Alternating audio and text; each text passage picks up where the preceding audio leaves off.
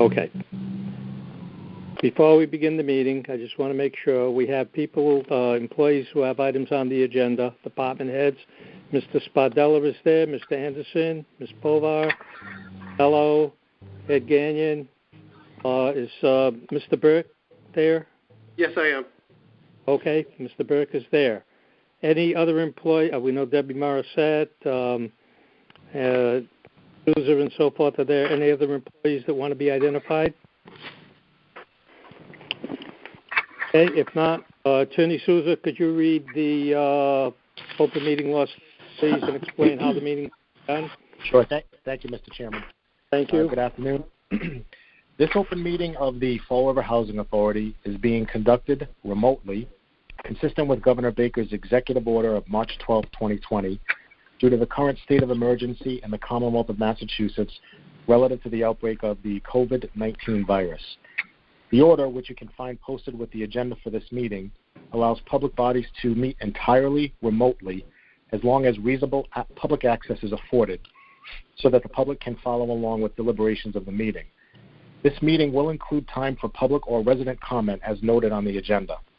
All supporting materials have been provided to members of this board. The public is encouraged to follow along using the posted agenda. Each vote taken in this meeting will require a roll call vote. And now the standard language of the open meeting law is as follows. Pursuant to the open meeting law, any person may make an audio or video recording of this public meeting or may transmit the meeting through any medium. Attendees are therefore advised that such recordings or transmissions are being made, whether perceived or unperceived, by those present and are deemed acknowledged and permissible.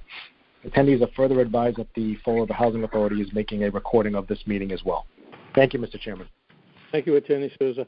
I just would like to remind the commissioners that, again, as Attorney Souza said and I said previously, all items must be done with a roll call, and I'm going to ask you to please identify yourself because some people who may be listening do not recognize commissioners' voices, and so that Martha can make an accurate recording of all votes. Ms. Gallagher, would you call the roll, please? Chairman Aguirre? Here. Vice Chairman Underhill? Here. Commissioner Burns absent. Commissioner Sahadi? Here. Commissioner Taché? Present. Okay, first item on our agenda is the minutes of the regular meeting, which was held on March 12th of 2020, and the minutes of the special meeting, which was held on April 16th of 2020. Are there any questions or discussion about the minutes of either meeting? Hearing none, is there a motion to accept? Motion to approve. Second. Motion to approve made by Commissioner Sahadi, seconded by Commissioner Underhill. All in favor? Aye. Roll call. Aye. Roll call, Ms. Gallagher, please. Commissioner Sahadi? Yes. Commissioner Underhill? Yes. Commissioner Taché? Yes. Chairman Aguirre? Yes. Bills of communications, vouchers, we have those in our packet. Is there a motion to accept the vouchers for April? Motion to accept. Motion made by Commissioner Underhill, Second. seconded by Commissioner Sahadi. Any questions? Hearing none. Ms. Gallagher, roll call, please. Commissioner Underhill? Yes. Commissioner Sahadi? Yes. Commissioner Taché? Yes. Chairman Aguirre? Yes. Item 3, report of the Secretary. Management report. Applications. Ms. Povad, do you have anything that you would like to address to the board regarding applications? Specific to applications or to the entire public housing department? If anything that you feel the board is briefly needs to know before they vote on these reports. Sure. Well, we are, in terms of our waiting list, we have been doing everything remotely, so we don't have any face-to-face contact. But we have been taking in applications and entering them. But we're looking actually to offer an online application opportunity for people, because we've been doing a paper-based one for so long, and we actually have a really great opportunity to change over to an online-based application, which would then interface with our waiting list software and save a lot of time for both applicants and staff in terms of data entry. And we're trying to make all of our processes as contact-free as possible. So we're just talking about the applications and admissions. There's been a moratorium on leasing of all of our units up until just recently. We have a remote leasing procedure that was just piloted last week, and it's proving to be successful already. We've managed to lease 3 units. We're only using this procedure in the developments where the development consists of residential properties such as townhouses, row houses, and 2- or 3-story walk-ups. All of our residential high-rise buildings at this time are not being offered out or leased up for obvious reasons, namely the traffic going in and out of the one common area that everybody has to pass through. And the lobby is too risky right now, and we really want to protect our seniors. So that's what we're doing in terms of admissions. All right. Thank you. Does anyone have any questions or Ms. Povar? Okay, moving on then is the occupancy report, which we have, and attendance accounts receivable report. Any questions from anyone of those 2 reports? Report number 4, work order report. Mr. Spadella, do you have any information for the board regarding the work order report? Commissioner, just that the report for the fiscal year, April 1 through March 31st, 2020, we're holding at 90% overall for the 11 amps. Most are in the 90 percentile. A couple of the lower ones, we're having some work order histories printed out just to see, check those percentages and make sure there's no lost work orders that were completed but weren't closed out. But overall, we're at 90%, so we're doing pretty good. Thank you. Anyone have any questions for Spadella? None? Monthly Section 8 voucher activity report. Anyone have any questions regarding that? The last one is the monthly personnel count. Mr. Burke, do you have anything we'd like to report to the board regarding that? Yes, I do. Good evening, Commissioners. Mr. Barrow asked me to give you an overview of the additional tracking that's been taking place due to COVID-19. So daily we have department heads sending me a list of employees reporting to work, so I can track the staffing levels at our developments and offices to ensure we have proper coverage while minimizing the opportunity for face-to-face contact. To ensure this, we minimize contact by having 10 employees working from home full-time. We have another 20-plus employees working from home intermittently. These employees copy me on the email to their supervisors daily when they log in to start their day and log out to end their day. I'm also tracking the medical documentation for all employees' medical providers to determine if the leave requests meet the necessary criteria to qualify for the emergency paid leave under the Families First Coronavirus Response Act.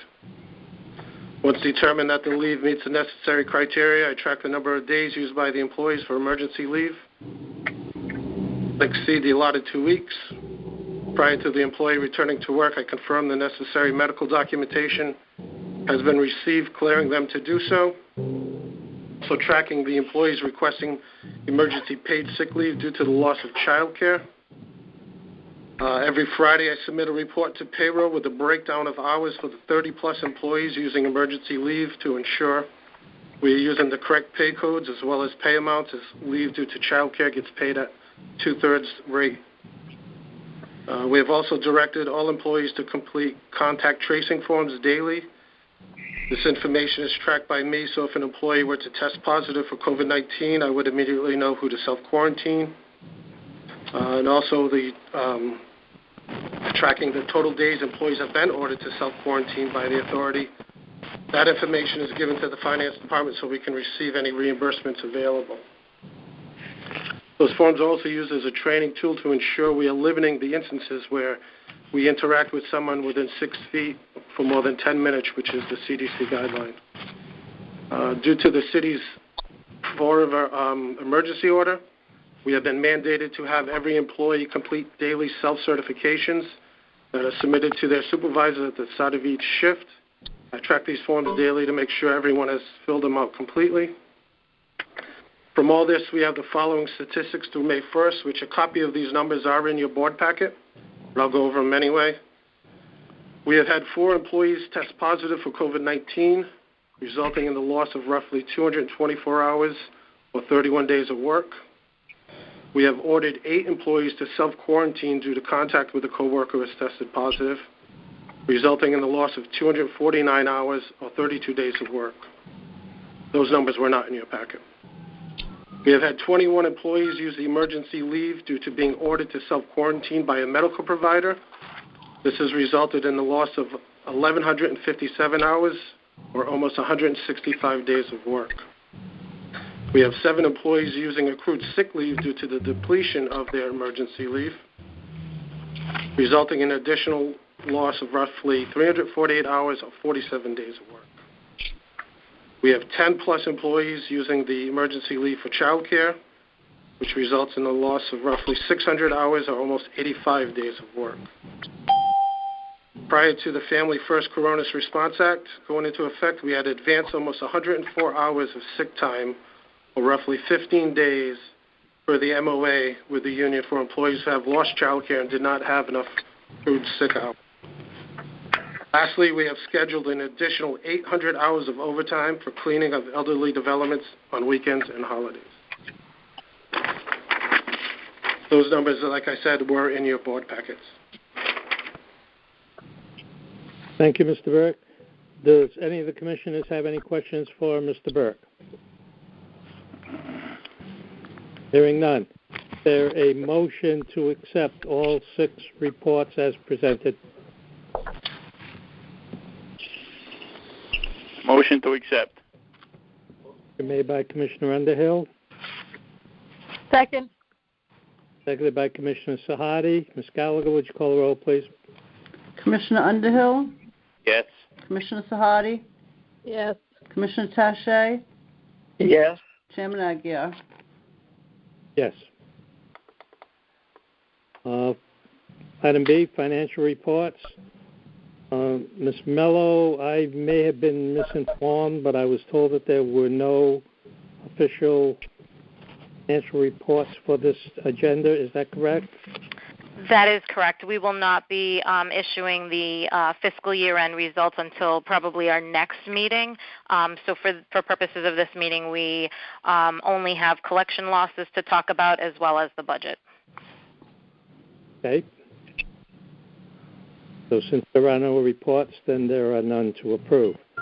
Next, moving on, the next item on the agenda, federal write-offs in the amount of $92,098.55.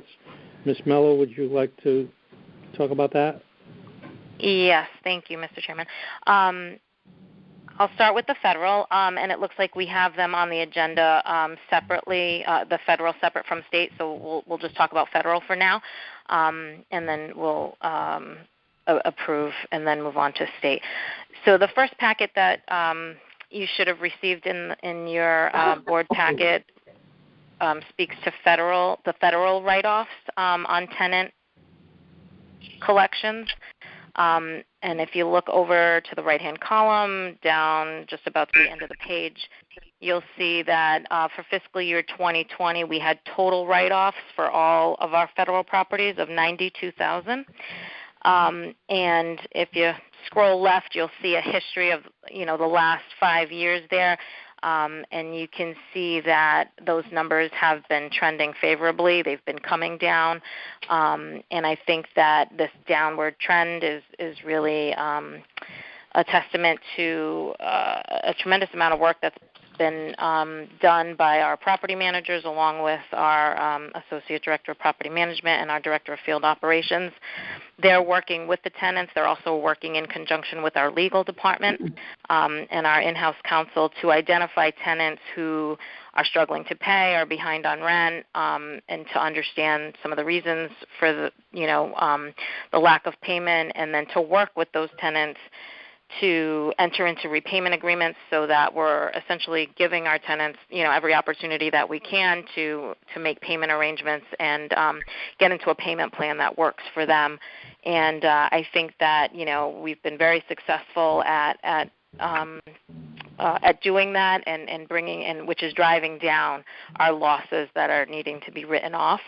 And just in general, we look at this as a percentage of our rent collections, or our rent charges, I guess, for the year, rather. And we're averaging right now at about just over 1% in our federal program, which is very similar to what we're seeing on the state side as well, which we'll get into in a minute. But again, 1%, which is significantly lower than where we have been over the last several years. The last 4 years, we've been averaging more like in the area of $136,000 per year in write-offs. So 92 is a significant improvement, and I think that our staff deserves a huge thank you for that effort, because I think again, they've made this a priority, and we will continue to do that and to tweak the process as we go. But there's been significant improvement. Excuse me, Melissa? Yes, Martha. Commissioner Burns has been trying to get on, and Okay.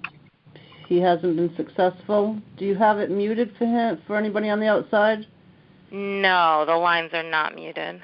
Okay. He said he tried 4 times, and it says now that he's exceeded his attempts. Oh, okay. Okay. Martha, excuse me, just for a quick second. Martha, while we continue, just make sure he has the right numbers. Yes, I gave it to him. I haven't ever experienced that, Martha, so I'm not quite sure as to how to direct you to fix the problem. But, yeah, I would just confirm that the number is correct. Yes, it is.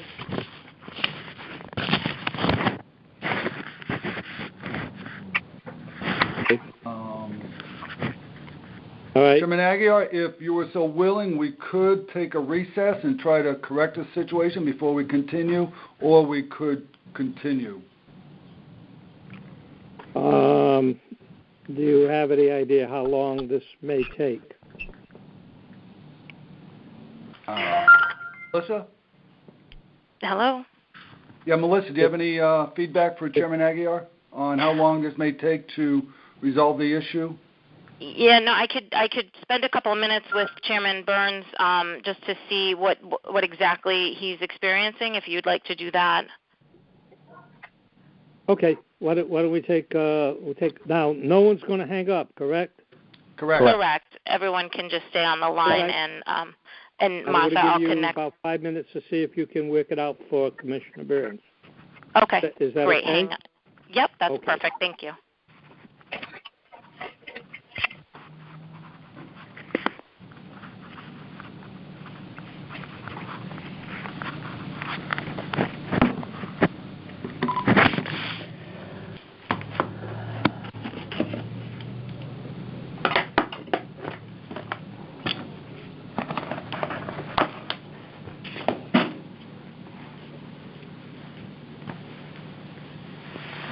Hey, Tim? Yes, Chairman. Can't work this out. I don't know if this is possible. Attorney Souza's listening. Anyone there have a cell phone that can go on speakerphone that he can call, that he can hear and participate? No. I think that's the issue. He can't get through. He's at his home, so... Called someone's cell phone, and they put it on speakerphone. He could hear what we were saying and respond through the cell phone. Sure. That's a great idea. We can see what Melissa comes back with and give that a check. Because if that's the case, I'll just use your cell phone, have him call you, put him on speaker. He can hear what you're saying, and he'll be able to respond and have his vote recorded.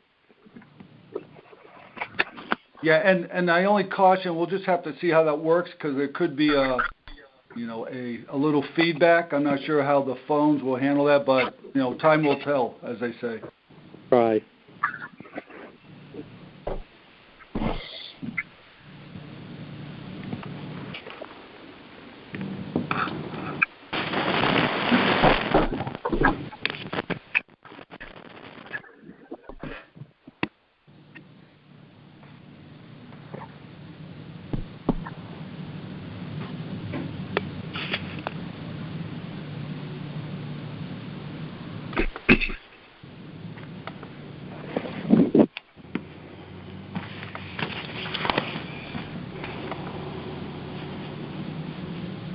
Another half hour. I'm going to be on the phone for I didn't know.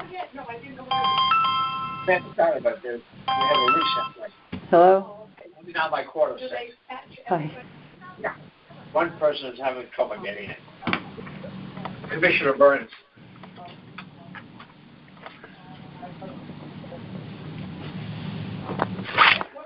Okay.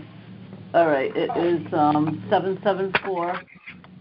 774-319-9570. All right. Okay. All right. Thank you.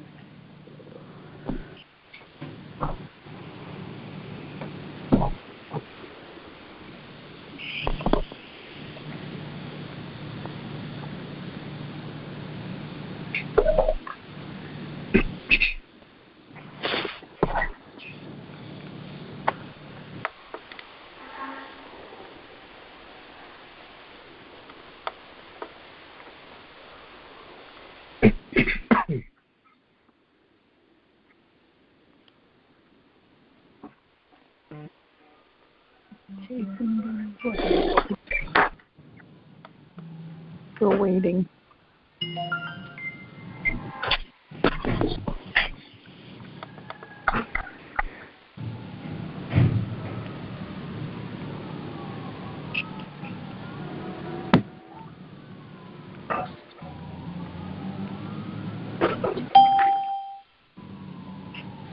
There's someone.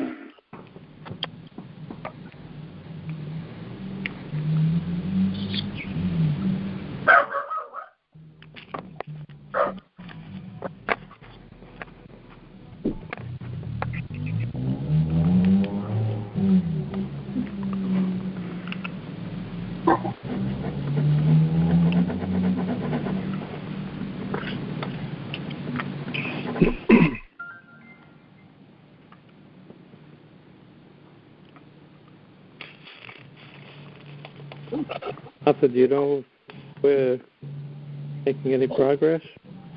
No, I don't. I haven't heard back from Melissa. Was going to try to call Jason's cell phone.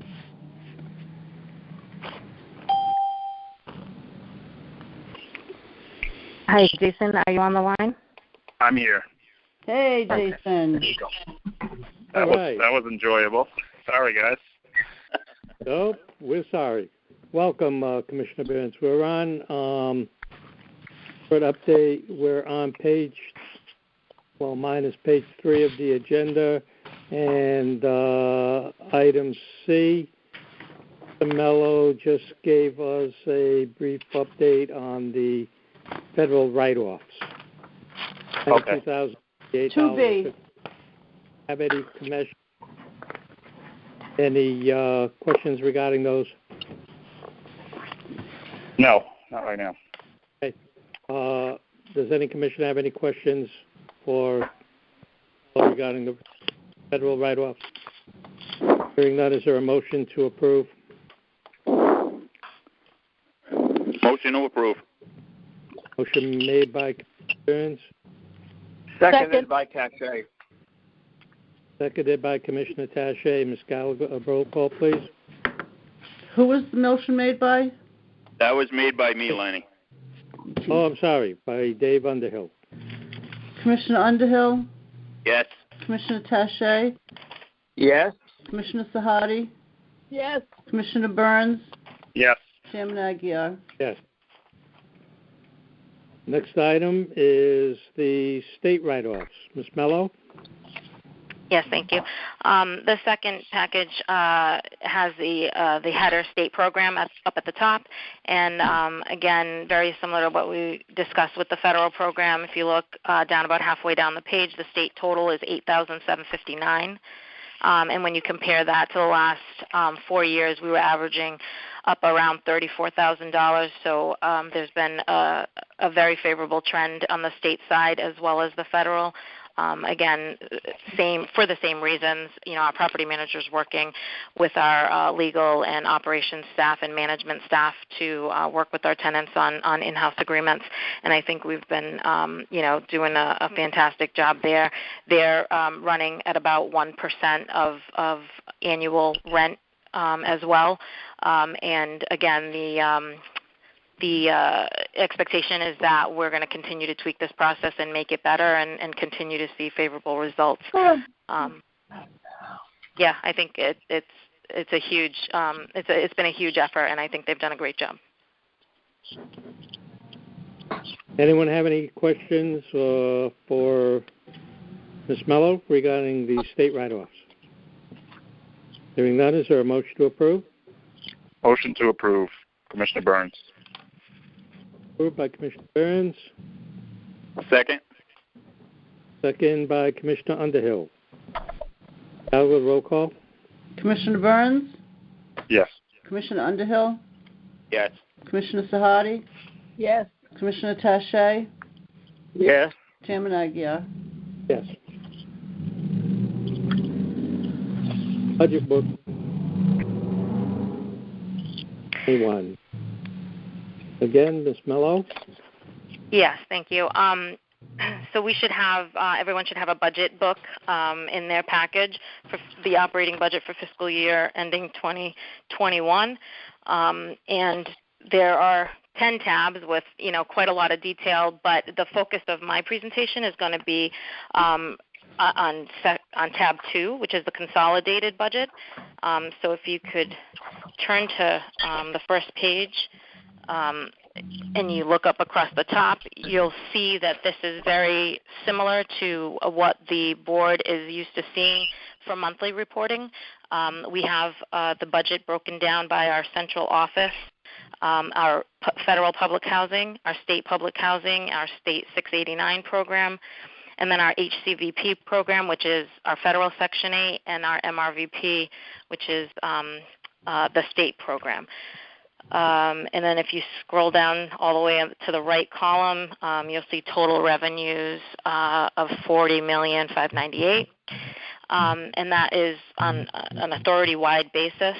The most significant items contributing to total revenues are tenant rents, as well as our operating subsidy and our Section 8 voucher subsidy. And if you look at, again, total revenue line right at the bottom there, our federal public housing and our Section 8 program, our federal Section 8 program, are contributing $18.6 million each in revenues, and then are followed by our central office at $6.5 million and our state public housing program at $2.3 million. Our state public housing represents just under 300 units, and our federal public housing is just over 2,000 units. Essentially our operating subsidy numbers are calculated by HUD on an annual basis, and those are done on a calendar year. So, those amounts have already been awarded to us for 2020 rolling in, and so we already know what those figures are going to be. Like I said, they've already been awarded. The only real assumption that we had to use here on the revenue side was really around our occupancy rates.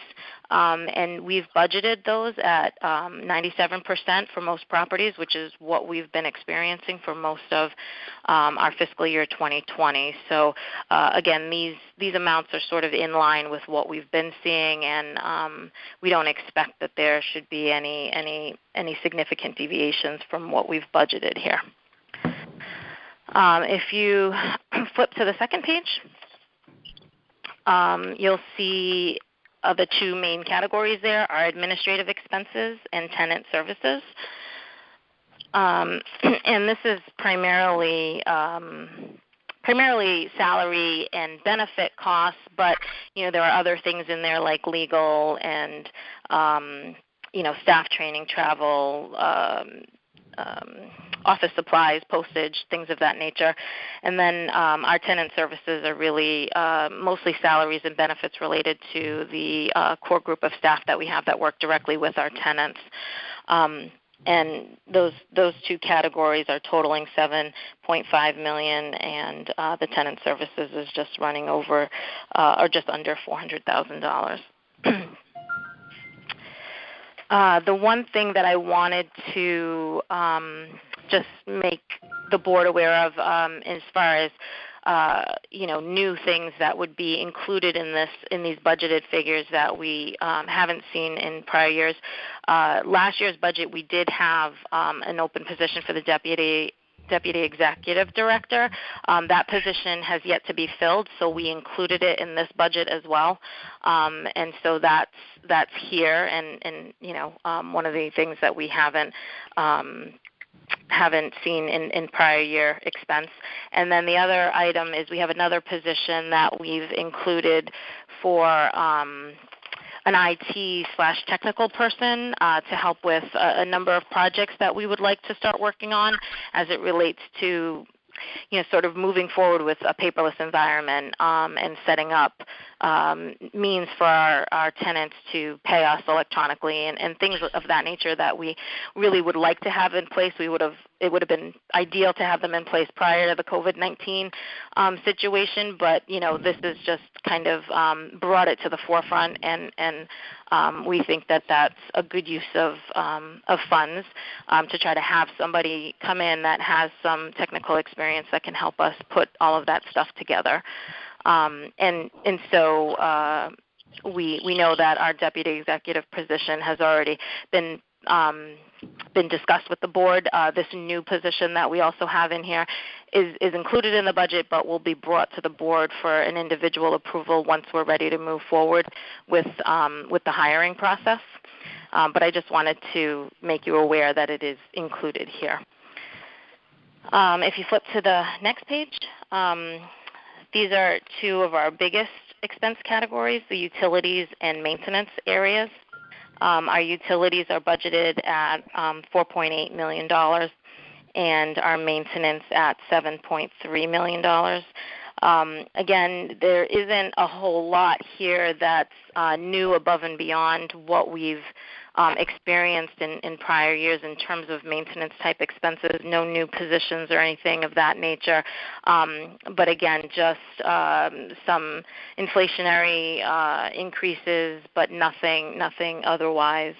And then on the last page, we've got our protective services, which is, slightly increased over prior year due to, some of the increase in stepped-up security we have at some of our elderly sites, which we, will probably likely see for, a good amount of time here as we move forward in COVID environment.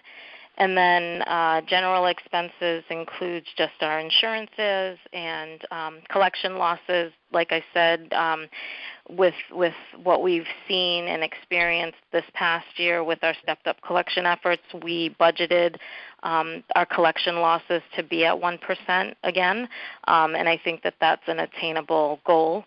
And then we just have retiree health cost payments, and our OPEB payments, as well as the larger line item there that's described as HAP.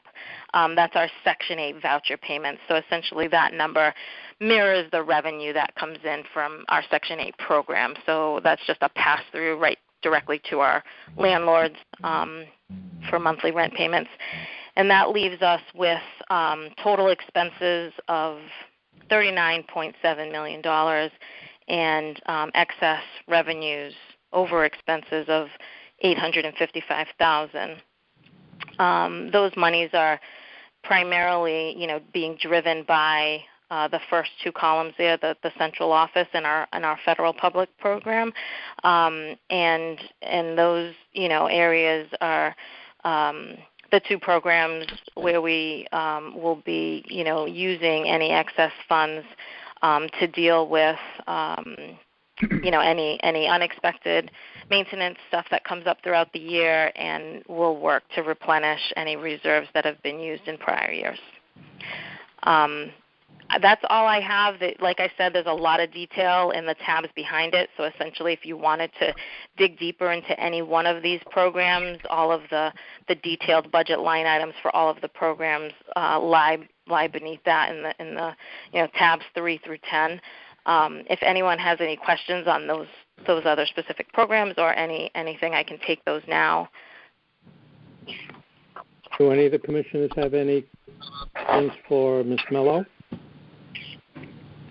Mr. Chairman, Commissioner Taché, Yes, I would like to commend anyone and all who were involved in the preparation of this budget doc.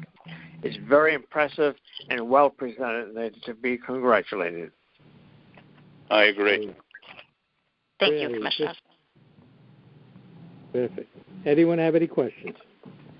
Through the chair, Ms. Mello, has there been any conversations with HUD with regard to any cuts that may occur going forward as a result of COVID-19?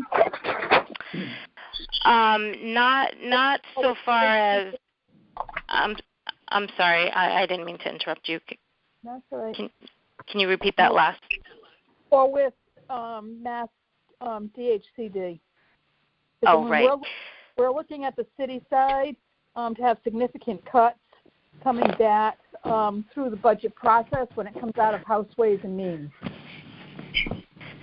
We have not had any discussions with them about any cuts. As a matter of fact, most of our discussions as of late have been about additional funds that we have received and may continue to receive related to COVID spending. So as a result of the CARES Act, there were monies that were provided to the Housing Authority to pay for expenses that are directly COVID-19 related, and that is monies that needs to be tracked separately and accounted for separately and drawn down after they're spent. Any unused funds needs to be returned to HUD, and so therefore we're only drawing those funds down as we use them, and that's to pay for protective equipment and additional computers for having our employees working remote and so on. But there has not been any indication that we would be seeing any cuts in our operating subsidies or any of the funding on our capital programs either from either DHCD or HUD at this point. Okay, thank you. Anyone else? And just as a note, this budget does not include any of those additional COVID funds that we will be receiving, so this is just strictly operational. Thank you. Is there a motion to approve the budget books?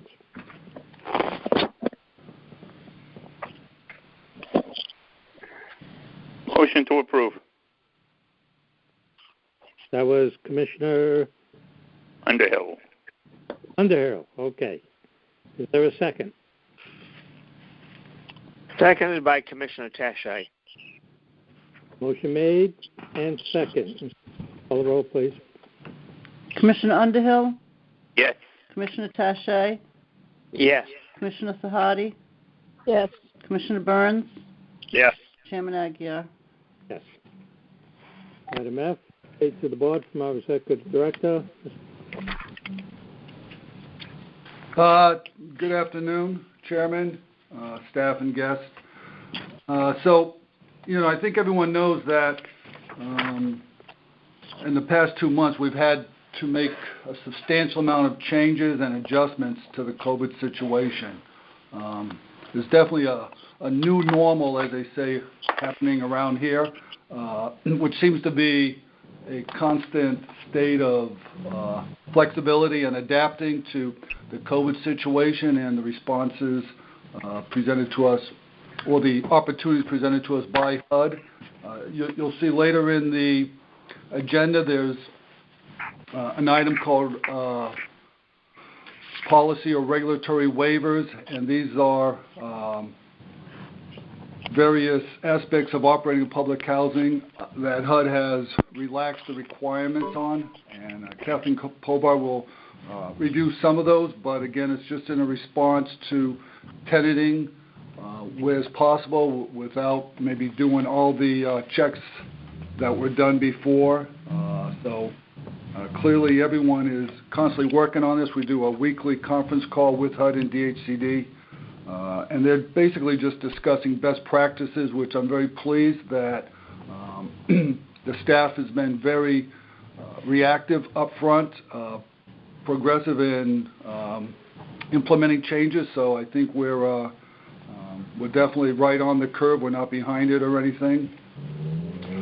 Remote tenanting is one. We had to put a moratorium on new lease-ups until we could figure out how to get it done. And just recently, as Kathleen explained, we've started remote tenanting. So that's a big plus because we do have, I believe, over 30 units that are readied for occupancy. So, we really want to help out those that we can help out. And during the 2 months, all of this, as we continue this response, our focus has been on the safety of the employees and the well-being of residents. In that aspect, this past week, as late as Thursday, Friday, we received from the Fall River Board of Health an order which is enforcing our new policy, not allowing visitors to any of the sites housing the elderly or the elderly disabled population.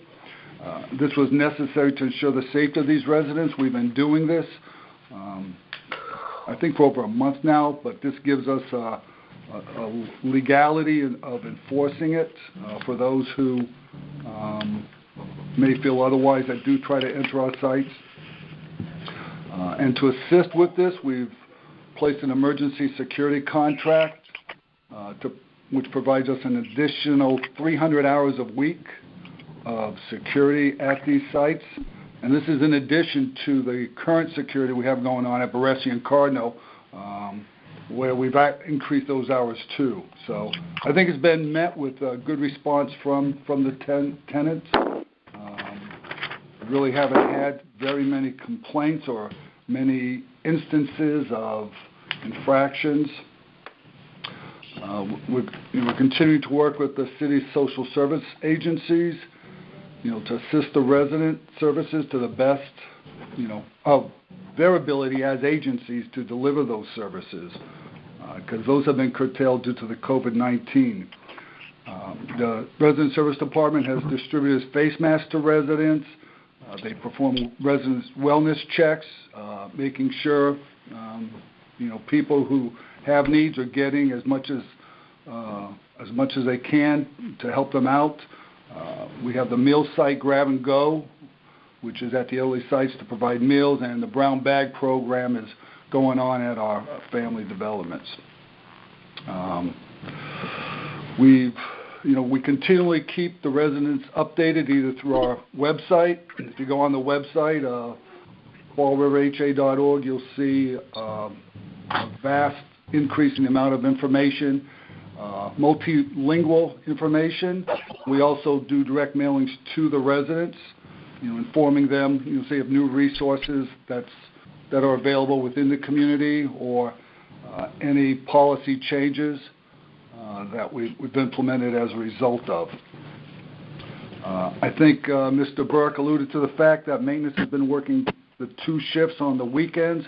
We do 4 hours Saturday morning, 4 hours Saturday afternoon, and the same on Sunday, with all that work focused on disinfecting and cleaning of the elderly sites, as well as the laundry facilities once a day in our family facilities. Earlier this week, if not today, we were supplied with nearly 70,000 KN95 masks at no cost from MEMA. So that's going to be a big help. That's the Mass Emergency Management Agency. They're working with housing authorities across the state. So we're adequately stocked. My last conversation with the procurement director in terms of supplies, personal protective equipment. So we're staying ahead of that. A couple Fridays ago, you may remember, as a small token of our appreciation, employees were bought lunch on behalf of the housing authority, and from those employees that I've heard from, it was well received, and just want many thanks to the board for that. You've heard that HUD recently issued the CARES Act, and that stands for the Coronavirus Aid, Relief, and Economic Security Act. And what that does, as was mentioned by Finance Director Mello, is it's providing us additional funding to cover COVID expenses. Unfortunately, it didn't start or become effective until, I think it was April 28th. So anything we spent to deal with the COVID situation, to respond to it in March and most of April, is not covered by this special funding. So that will come out of our current operating budget. But going forward, we should be able to cover this weekend overtime. We're going to be able to cover, as you'll see later on in the agenda, I'm proposing a temporary stipend to the employees who are working on site. It's going to cover the additional security services I just referred to, and as well as pay for the equipment that we are required, or the maintenance staff is required to work with. One other item we're looking at is possibly purchasing a 15-seat passenger van to assist with various resident services. We're thinking about contemplating using it for assisting with meal site deliveries, helping residents who do not have transportation but do need it to get groceries or trips to the pharmacy, delivering donated supplies from other agencies, and even into the summer if the summer camps are not held for the residents, then it could help out in that regard. So we'll be looking to that further. I'll be having the finance director and the director of operations look into that in more detail and make sure, number one, that it is allowable. I don't see why it wouldn't be, but sometimes there are technical exceptions to what these care funds would pay for. So I think on the whole, as the COVID emerged, locally, it seemed, daily we had to adjust our response. But I think the authority on whole, I think the staff has definitely stepped up and met, all the challenges and all the adjustments we have had to make in dealing with the COVID response. It almost seems like a year since this has been going on. It's been a lot of work. It's been a real challenge, but again, I think everyone's done a great job in doing it. Last week I received, not my first, but just one letter I received, a handwritten letter from a tenant, an elderly resident, and I think her letter was brief, but it gets to the point of how we're doing, and I just wanted to read an excerpt from that. The tenant writes, "Just let you know how grateful we are for the care and attention given. You did not hesitate to take care of us by sending people to sterilize the hallways and also having the guards available. For the first time in a long time, I think people do realize that housing does care, and you must pass to everyone what a good feeling this is." And this note was written and signed by a resident living at Olivera Apartments. So it's good to get a nice, appreciative note like this, and I think it's an indication that the steps we've taken are the right steps. So my final item today in the report is in regards to our search to fill the vacant position of Deputy Executive Director. Melissa mentioned that's in the budget. It's been carried in the budget. It's been vacant for quite a while. This past Friday, the interview committee, we held telephone interviews with the in-house applicants. Each interview, we used a separate telephone number to ensure the privacy of that interview. And they lasted about an hour each, so they were in-depth, very informative, I know for Commissioner Burns and Commissioner Aguiar, and they were very confirming on my thoughts of these employees. So at the end of the interview, the committee used a separate phone number so we could hold our own discussions of the interviews. And after a few conversations back and forth, it was agreed that we're going to take, because this happened Friday and today's Monday, that we each would like to individually just reflect upon the interviews, give them some thought, and then come back, have another phone conversation, come back to the table, if you will, the committee members, have another phone discussion, and our goal will be to make a recommendation to the board, hopefully at the next board meeting, but I'm fairly confident that we should be able to come up with someone, I should say. It's just we'd like to, they're all very good, so it's just that we really want to hear each other's thoughts and come up with a consensus. So this concludes my report to the board. Any questions for Mr. Barrow from any of the commissioners?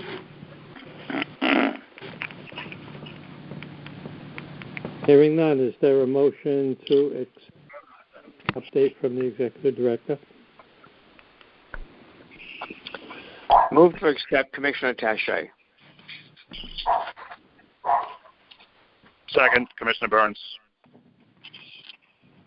Gallagher, roll call, please. Commissioner Taché? Yes. Commissioner Burns? Yes. Commissioner Sahadi? Yes. Commissioner Underhill? Yes. Chairman Aguiar? New business, modernization. Lenny, can you just speak a little louder, please? Sure. Okay, new business, modernization. Director of Modernization monthly report. Mr. Anderson, could you give the board a brief synopsis of your report? Thank you, Commissioner. I'd be happy to. Basically, I can't hear anything. Significant. Mr. Anderson? Yes.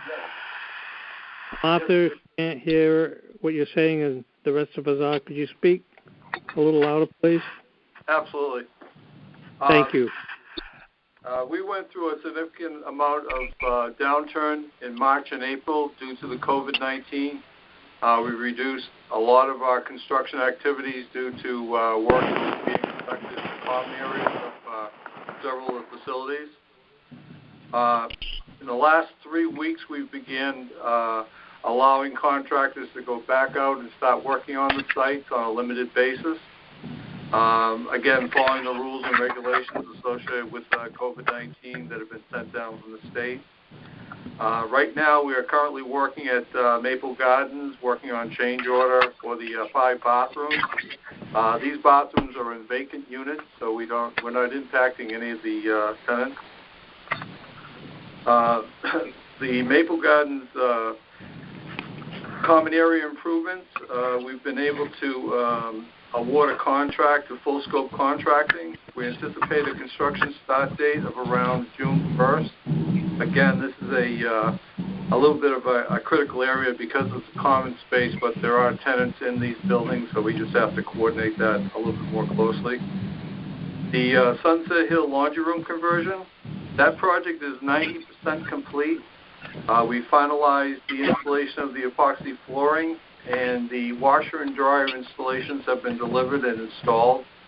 We're anticipating a plumbing system test the week of 5/13/20, which is this week.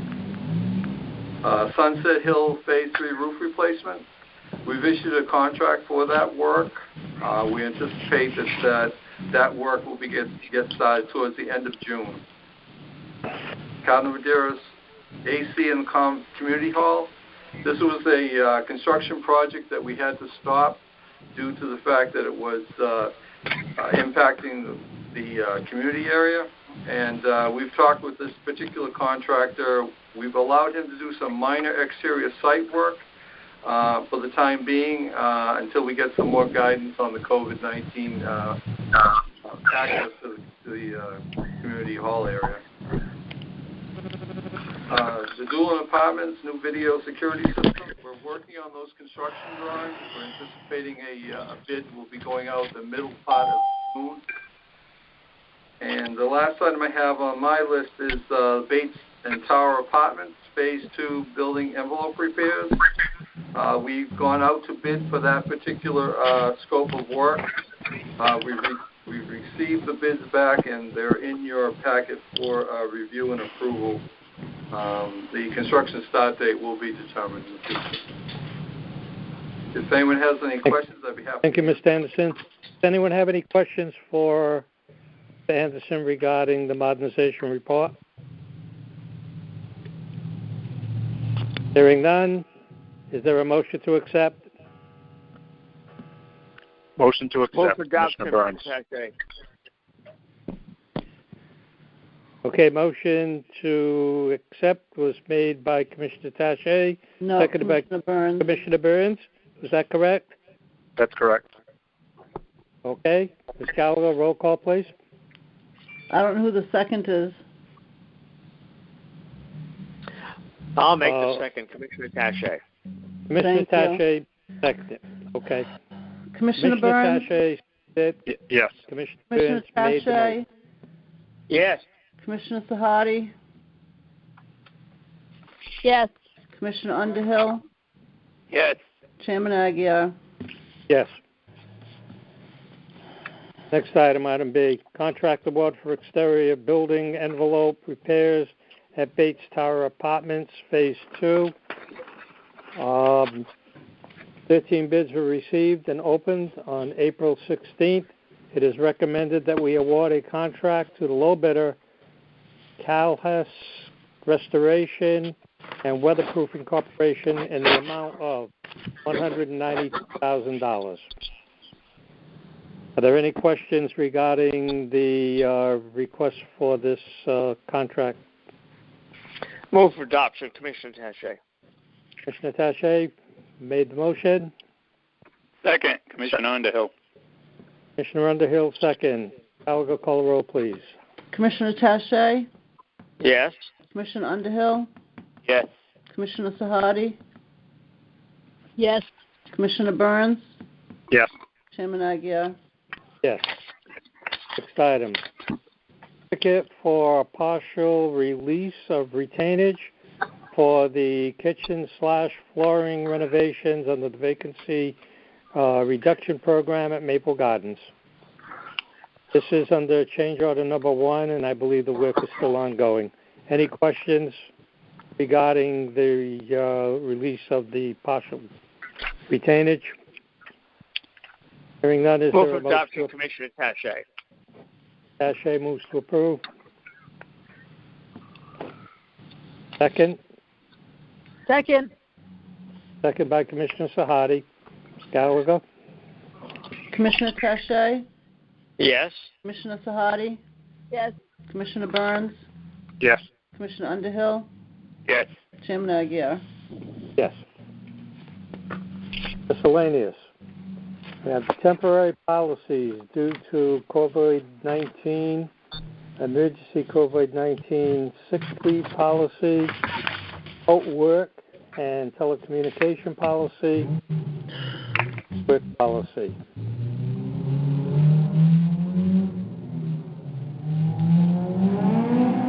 Chairman Aguirre, this is the Executive Director. These policies were in response to the FFCRA, Family First Coronavirus Response Act. I'd like to first just thank Commissioner Sahadi. She was very instrumental in providing us with some draft policies to work off of, so we're able to get these put out. And these basically deal with the required leave that employees are entitled to as a result of the COVID-19 situation, whether it's coming into contact or due to child care.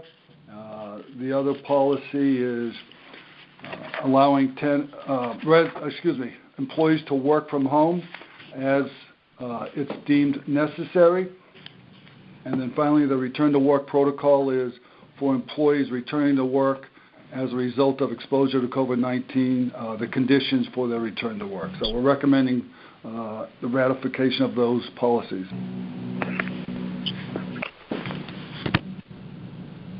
Is there anyone who has any questions for Mr. Barrow? Mr. Chairman, I move to ratify Commissioner Taché. Motion made by Commissioner Taché. Second? Second, Commissioner Burns. Second by Commissioner Burns. Ms. Gallagher? Commissioner Taché? Yes. Commissioner Burns? Yes. Commissioner Sahadi? Yes. Commissioner Underhill? Yes. Chairman Aguirre? Residential Emergency Security Guard contract for elderly and disabled sites. Recommended that we ratify a contract with Best Securities for an as-needed security services at regularly hourly rate of $21.64 and holiday hourly rate at $32.64, and the contract not to exceed $75,000. Are there any questions or discussion? Move for adoption, Commissioner Taché. Taché moves. Second. Second by Commissioner Underhill. Commissioner Underhill. Ms. Gallagher. Commissioner Taché? Yes. Commissioner Underhill? Yes. Commissioner Sahadi? Yes. Commissioner Burns? Yes. Chairman Aguirre? Yes. COVID-19 regulatory waivers. Ms. Povar, very briefly, could you enlighten the board as to what this is? Yes, absolutely. So about a month and a half ago, a PIH notice was issued by HUD outlining various waivers that housing authorities adopt, and which would enable them to, would basically it absolves them of a lot of their regulatory requirements, a lot of the administrative burden side of our requirements. For example, in public housing and in Section 8, every assisted household is required to recertify annually with us, and we have to verify the income. What this allows us to do by adopting some of these waivers is for interim reexaminations. We won't have to, we can basically have the tenant self-certify, and when it comes to annual reexaminations, we are continuing to do those, but if they are delayed due to reasons associated with COVID, which is to be expected, HUD is willing to accept them at a later date than they're normally scheduled to be submitted. So we'd have to submit them by the end of the year. So there's a lot of deadlines, like regular quarterly deadlines or routine monthly deadlines even, that are being sort of suspended or postponed. They're basically relaxing a lot of the requirements, especially around time constraints or like physical having to be physically present. All the inspections, for example, that have to take place in our Section 8 program have basically like alternative requirements. So instead of an inspector physically going and seeing something, they would be able to accept certain evidence, photographs or videos. And then any kinds of delayed inspections would just have to be followed up and completed by the end of the year or by the end of the availability period for the waiver. So we're adopting about 23 different waivers across the public housing and housing choice voucher program. We're allowing for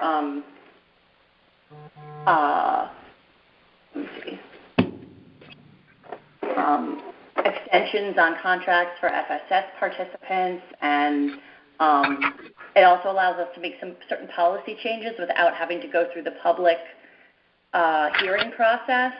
I don't foresee us having to use that, but the good thing about these vouchers is you don't have to request permission to use them. Housing authorities are basically able to pick and choose which ones they want to use, so long as they document when they adopted these waivers. So by having you ratify these waivers that we have selected, at least at this stage, I think we have up until the end of June to make any final decisions on any other waivers that we haven't yet chosen.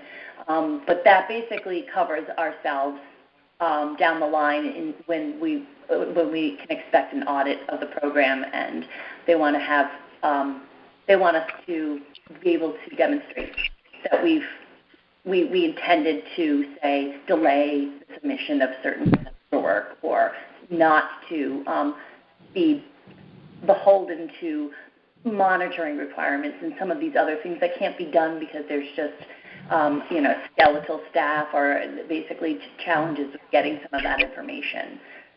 Okay, so Ms. Popa, basically the list of waivers that you gave us, basically what it says is breaks down to is that we can do these things without having to go through a lot of the procedures and guidelines that were required in the past, and allows done more quickly and to help provide us with the materials. Yes. The one exception, Chairman, is that asking for a lot of permission. If we do make anything that directly impacts, even though we don't have to do the implementation, whenever we implement a new policy, we don't have to do the 30 days advance notice, unless, of course, it has to do with charges. Any kind of tenant charges still require a 30-day notice, any kind of additional or new charges. However, if it doesn't impact the tenant financially, we are basically expected to, if it does impact them in any way, inform our tenants within 30 days of adopting. However, most of these are really around, most of these waivers really don't directly impact the participant.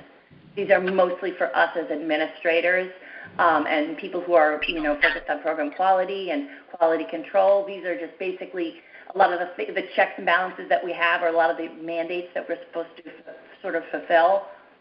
They're just giving us extensions or suspending certain mandates temporarily. And so that's what we're taking advantage of here.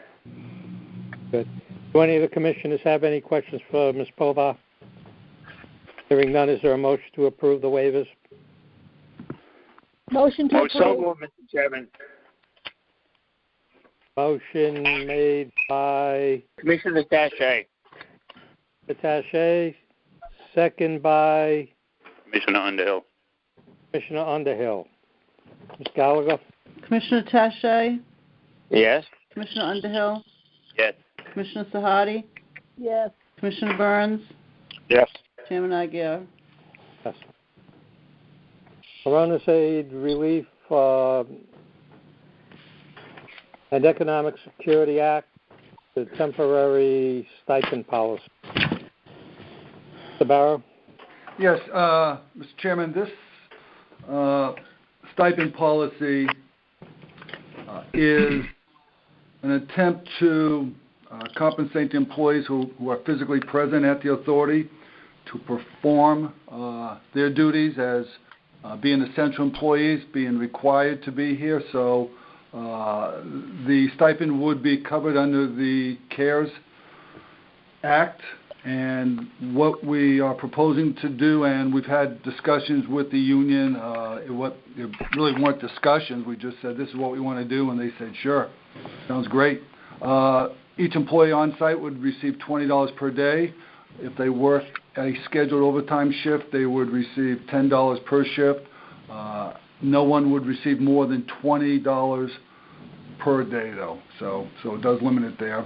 And we can, as events change, we can look at this, increase it, decrease it, adjust it, pretty much as we see as necessary. So we have complete flexibility in that regards. So I'd recommend approval of this for those employees working on site. Mr. Barrow, I understand that we got the Housing Authority was awarded 1.3, 1.5 million, somewhere in there? Yes. Total. And if we don't spend it by December 31st, it has to go back, correct? That is correct. What is remaining? Right. So therefore, I'd like to go on record that we try to spend every cent that we have, and in one of the areas that possibly could be included, I believe, would be security for some of our sites that are lacking in security because people are still sneaking in when they are not supposed to be. So that might be something that you might want to take under consideration. Yes, I've already spoken to Attorney Souza, who handles our security issues, about that need, and he is looking into that with the emergency contractor. Thank you. Any questions for our Executive Director? Hearing none, is there a motion to approve? Lenny, I'm sorry. Through the chair. Sorry, I had you on. Go right ahead. To get it off. I have a little bit of a concern about paying somebody a stipend for a job they're supposed to be doing in the first place. I do understand that there are certain individuals going into work because they've either been asked to or because they have to, and there are others that you've indicated earlier that are working from home. I think you said 10 of those, and then you've got the intermittent individuals. I do understand that, people did have to come into work as a result of getting their job done. I do have a problem with paying them a stipend to do that. That's what their salary is for.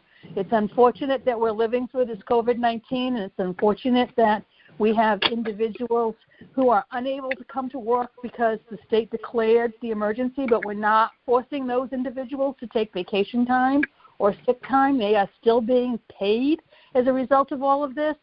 And so those individuals that are coming into work, it's the same with them. They're coming in because they have a job, and that job needs to be completed. I don't see how paying them a stipend for coming in is necessarily a good habit to be in. Mr. Chairman, Commissioner Taché, I would like to make a motion that we accept the recommendation of the Executive Director. Okay. I'm going to read it again. That is the Corona Aid Relief and Economic Security Act, and it's for temporary stipend policy. A motion has been made to approve. Presented.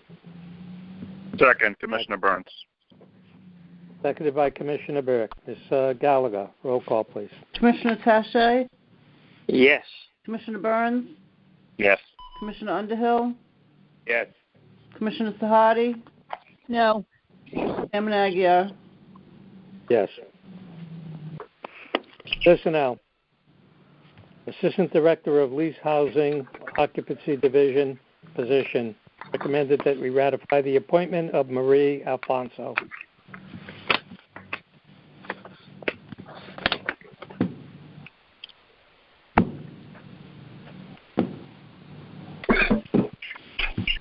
There a motion to ratify the appointment? So moved, Mr. Chairman. Commissioner Taché. Taché. Made. Second, Commissioner Burns. Second by Commissioner Burns. Ms. Gallagher, roll call, please.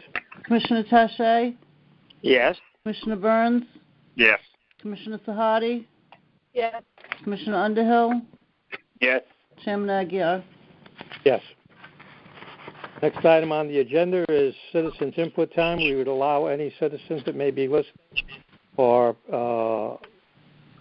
call this number up to 3 minutes for citizens' input. Is there any citizens out there that would like to offer any input to the board? Hearing none, we'll move on. Residents' input. Mr. Gagnon? Good evening, gentlemen, ladies. I want to thank the Housing Authority. They're doing a pretty decent job with the security in the building. As I go around and talk to some of the residents, they're very happy. But an update to the letter I gave you, we received more masks on Thursday. They were cleaned and distributed on Friday. All the senior developments now have a complete complement of masks for every resident and for some employees, and for all the employees. I shouldn't say some, all employees.